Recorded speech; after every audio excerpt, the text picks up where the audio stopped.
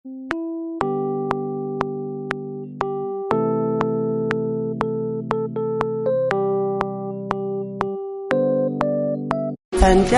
dia kelia Jesus Kalvari Iwa guden wa cenggal li bayam munmal Warun beben yende dengwa meun gwane Baye benware ilni kun chamaragwa Yang mi dwal yan ke la pimba kwai ke jigri alika Dalwada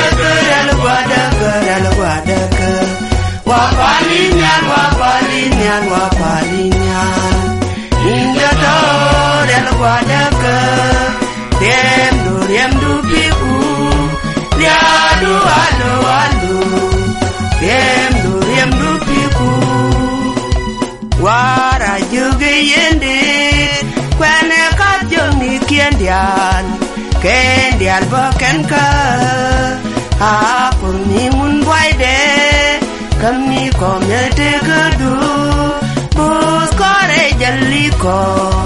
En chor yang nikenin Dalu guadaka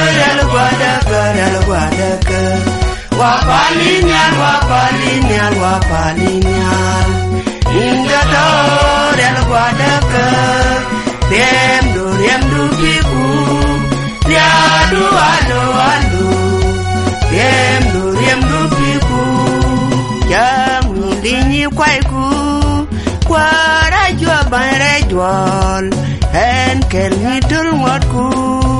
Yang minangi kenyal Kwara jua bayre jual En kel hitul ngotku Yang mirali keke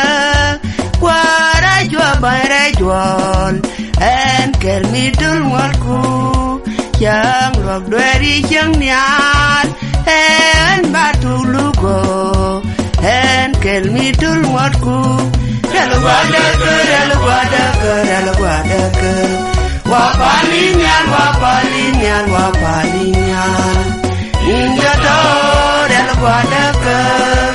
Dem du piku Liadu alu Dem du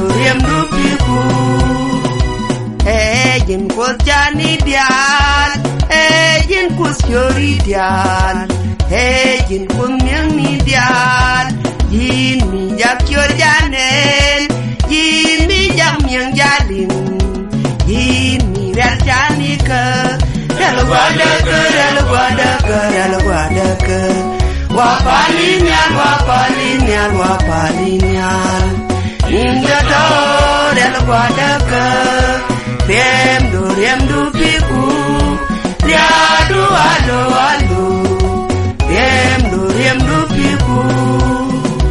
Jimi tiker keko Tini rodu siakada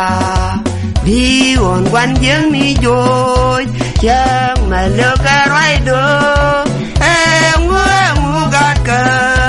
Log ya rai guarinya Dalu guadaka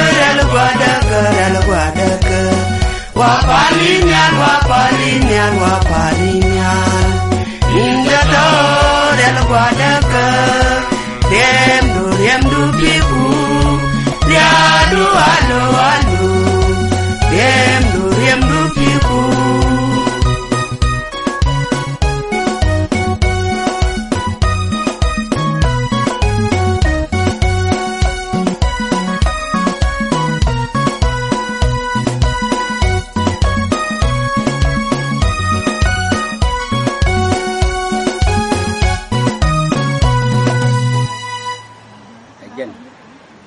Dindan jikon ling ke nyimanda nero ke nyakume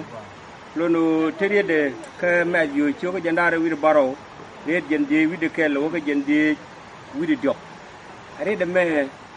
la de nilia liu ko kreto wija